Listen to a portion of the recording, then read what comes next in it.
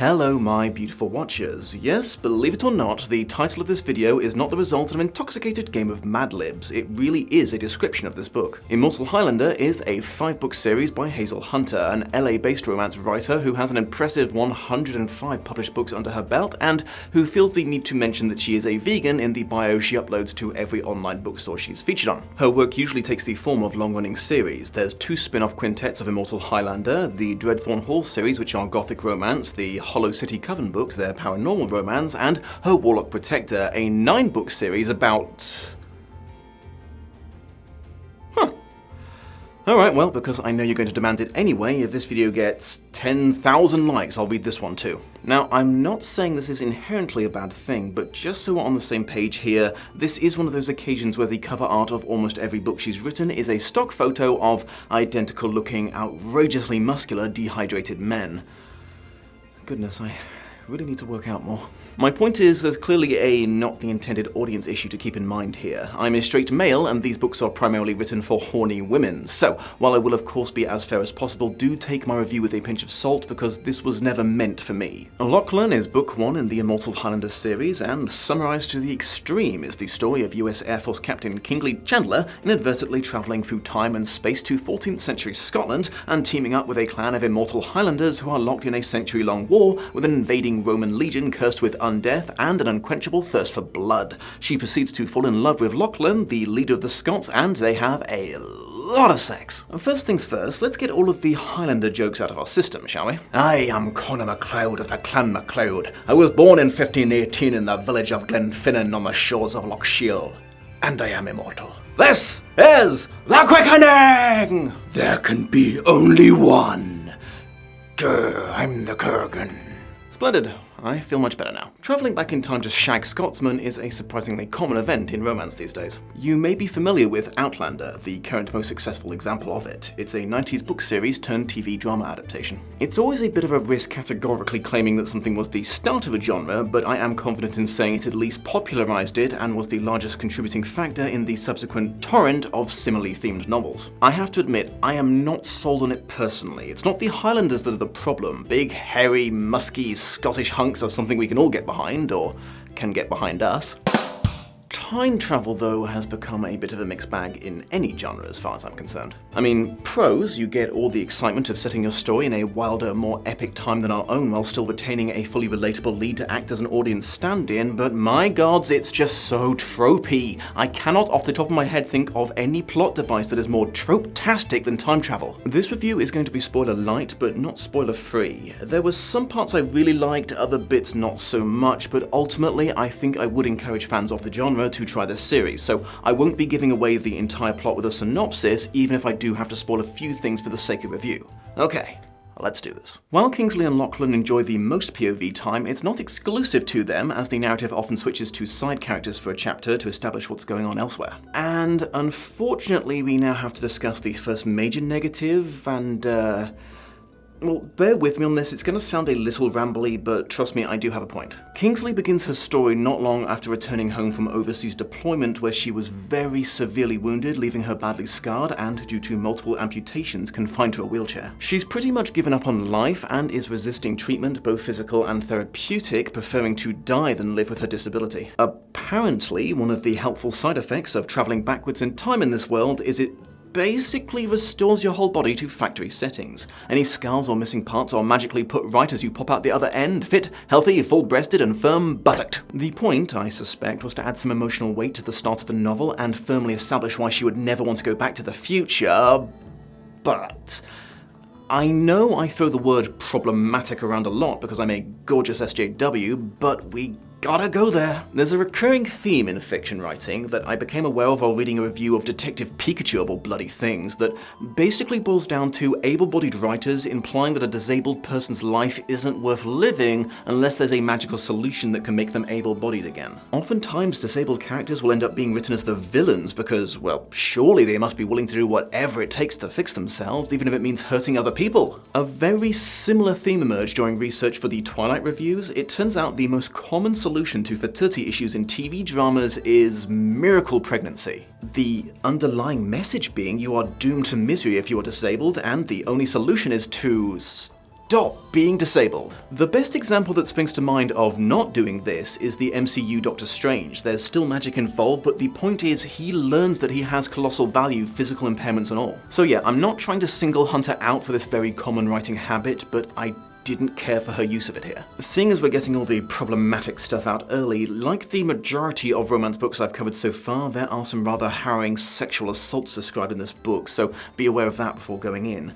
The only thing I will say is, at least in this case, they are performed by the villains and not the heroes, and they are presented as horror and not romance. There's also some pretty rough humiliation domination stuff, but that is consensual and enjoyed, so rock on, you kinky Highlanders, no judgment there. But yeah, this is a very not safe for work book. It probably has the most sex scenes of all the romance books I've covered so far, excluding 50 Shades. Tragically, I can say from personal experience that it's also not safe to download the audiobook so you can keep listening to it while you drive to Starbucks, and then forget that it's still playing as you wind down the window at the drive-thru, and have to avoid eye contact with the barista as she hands you an iced white mocha, while a male Scottish narrator describes licking the juices off a Highlander's still erect cock right after sex.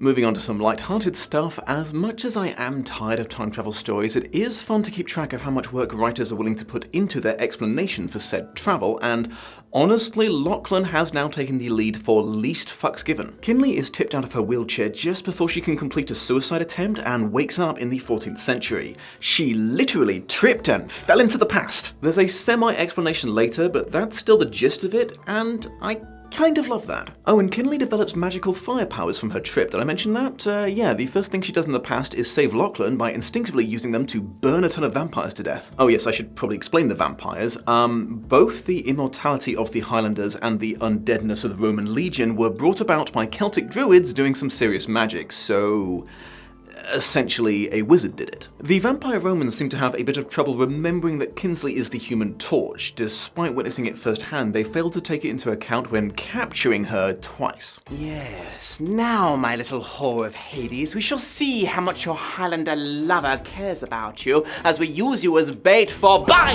Jupiter, she's doing the thing! Cheese it, lads! At last we have you right where we want you, and now I'm going to, Right. Well, I feel silly now. Thoughtless ableism aside, the book starts out pretty strong. I think Hunter did a really good job with the world building. She struck a satisfying balance between revealing too much too soon and leaving the reader confused, and the information that was revealed felt pretty natural to me. There were some plot dumps, but they felt earned, you know? This is a bit your results may vary, but I personally found it dragged a little in the middle, possibly coasting off that strong start a little too long. To be fair, this might be because I'm a basic bro that wasn't that interested in the developing romance and wanted them to just get back to impaling vampires with claymores already. There's also a tangent in the middle centered around a brief amnesia plot, and I have not yet been able to deduce what purpose it served aside from repeating the exact same story beats the first time these two characters got to know each other, like 5 minutes ago. Hunter sprinkled some pretty interesting historical tidbits into this, like none of the Highlanders even knowing what a kilt was because they didn't come into fashion until the 16th century, and the apparently reasonably effective method they used for brushing their teeth. There are no less than 3 ways that the heroes can heal themselves from almost any injury in this. One of the bonus feats of being an immortal Highlander is if you take a swim in the local loch, you get restored to full HP. If they very briefly travel forwards in time, they can go back again and hit the reset button on their bodies. And if all else fails and they die, the druids can still cast Resurrect on a person at least once. There are basically 0 consequences for sustaining any kind of wound in this, and as you can imagine, the tension kind of wanes a bit accordingly. Okay, so last weird thing I'm going to comment on, I promise. Lachlan has a tattoo that is the manifestation of a horny snake spirit that's sharing his body. Apparently this is a thing his clan can opt into when they come of age that appears to be completely disconnected to the druid magic and the time travel magic. Lachlan tries to warn Kinsley that sleeping with him is basically a threesome, but she doesn't care, and part of the horny snake spirit is transferred to her like an STD, creating her own tattoo. She doesn't get the full story until afterwards, but apparently this is fine. Oh hey, we have matching tattoos now. I'm not gonna lie to you, lass, I was kind of expecting a more extreme reaction to finding out I just shot a spirit up your hoo-ha. Ladies, have you ever had sex that was so good you were willing to go with the flow no matter what happens afterwards?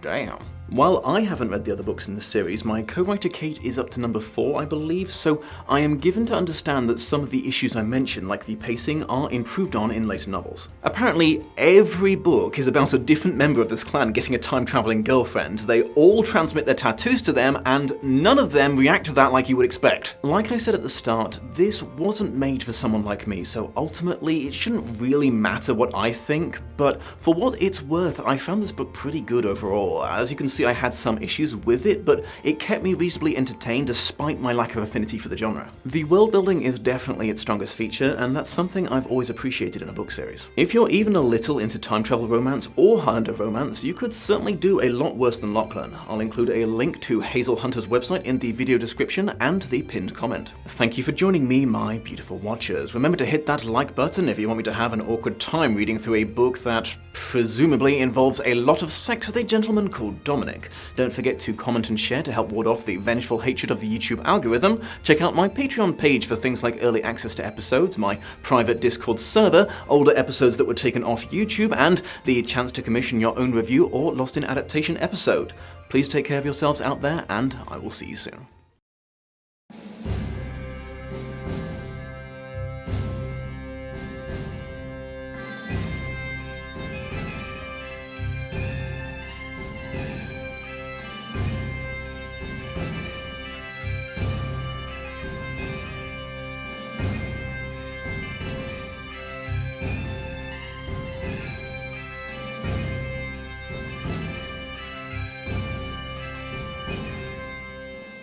Much love and appreciation to my patrons of honor, Shelby Holtz, Atel Spurdloff, and Kat Harker. And extra special thanks to this video's co-producer, Kate Robinson. Be sure to check out her channel for more high-quality YouTube content.